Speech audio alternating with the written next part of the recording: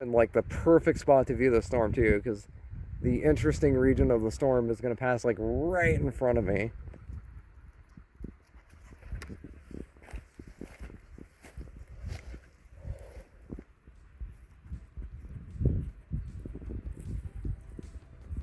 This is pretty cool. Not bad. Not bad for, you know, lousy May.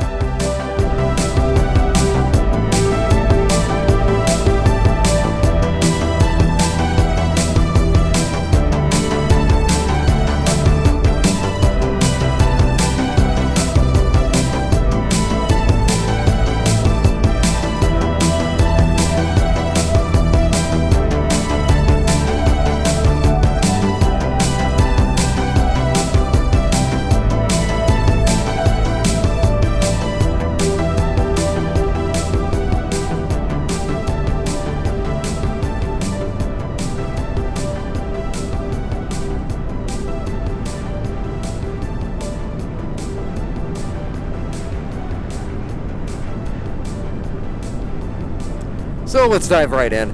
There's not going to be much of a forecast section because, to be honest, I didn't do too much forecasting ahead of this event. I wasn't planning on chasing. When the SPC dropped a bimodal 2% risk for both the Panhandle and Southeast Oklahoma, I took a quick look, assessed the situation. Tornado-wise, Southeast Oklahoma is probably the better choice, but, you know, for a relaxing, low expectation chase day, Panhandle all the way, baby. I like to be able to see what I'm chasing. So, getting into it, I saw that storms were already popping up. They were already getting special weather statements, and I was barely even halfway there. And I was seriously scared about being late to the party, but then I figured, you know, these storms will probably collapse, and they're probably going to generate some outflow, and that outflow is probably going to trigger the genesis of other storms, as it often does. And I was not wrong. Some stuff started popping up by Wheeler, and then further west by Briscoe. Since I was closer to the Wheeler storm, I figured I'd check it out, and it followed the usual pattern that you see storms follow when there's a lack of reliable shear, which is they kind of pop up real quick, they look really impressive for like 2 radar scans, and then they kind of just like lollygag around and peter out. I saw that happening. I realized this Wheeler storm wasn't going to amount to anything, so I decided to pack it up and head further west, and was not disappointed because the storms that were forming over Briscoe were amazing. And they just so happened to line up to a really nice road network, which will become important later. Let's go.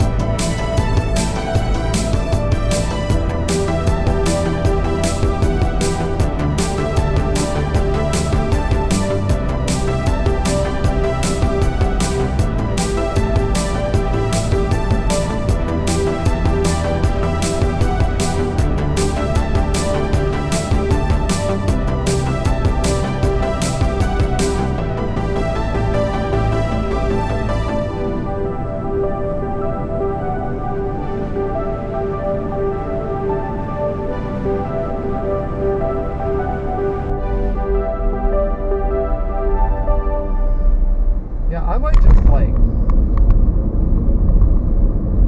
try to get a decent viewing angle on it. Oh my god! This is one of the better storms I've seen this whole season. It doesn't even have a warning on it.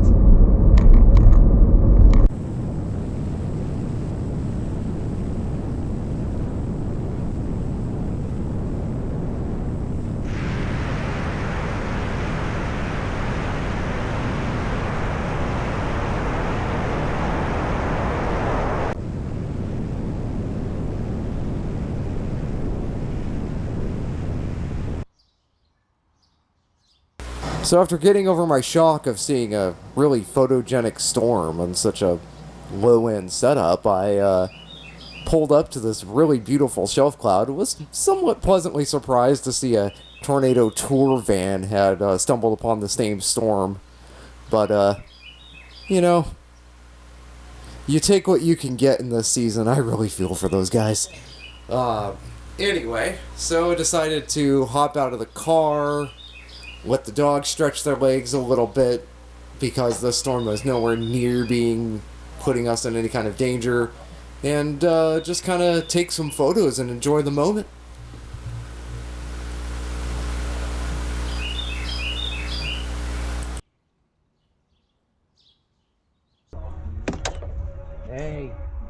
Hey now. Oh, don't you even try that, man.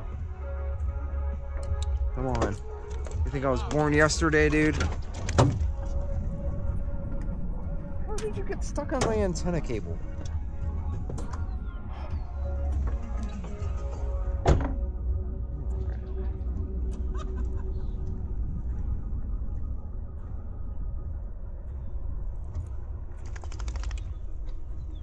You guys want to see a landspout?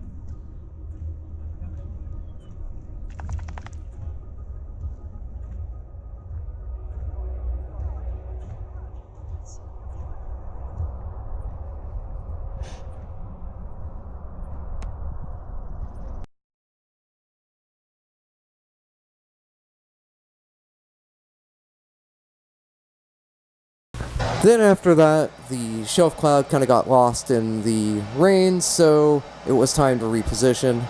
I noticed the tour van sort of zeroed in on this area that kind of looked like a donut hole on radar. I dove further south for the region of the storm that started to look like it was a hook, and I think I made the better choice because I wound up on a beautiful road with an amazing view of the storm and probably the most enviable escape route position ever.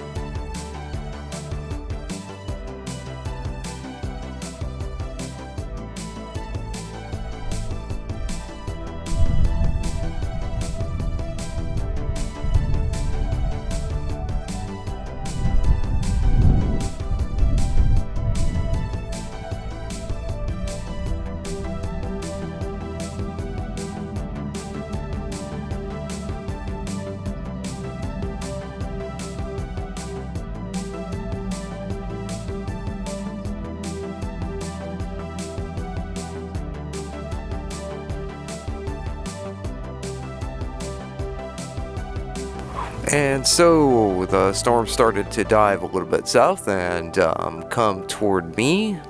So I decided to engage in a little bit of melodramatic humor and reposition further to the south to clear out of the area of the storm and get to a safer viewing position where the storm would pass right in front of me.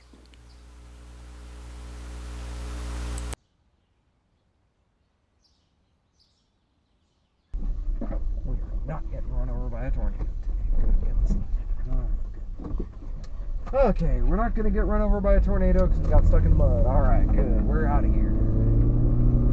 Alright. I'm gonna go up to the next little county road here.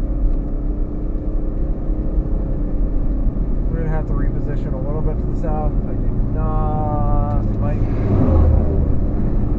how close that couplet was getting to me. So we're gonna head off to the south.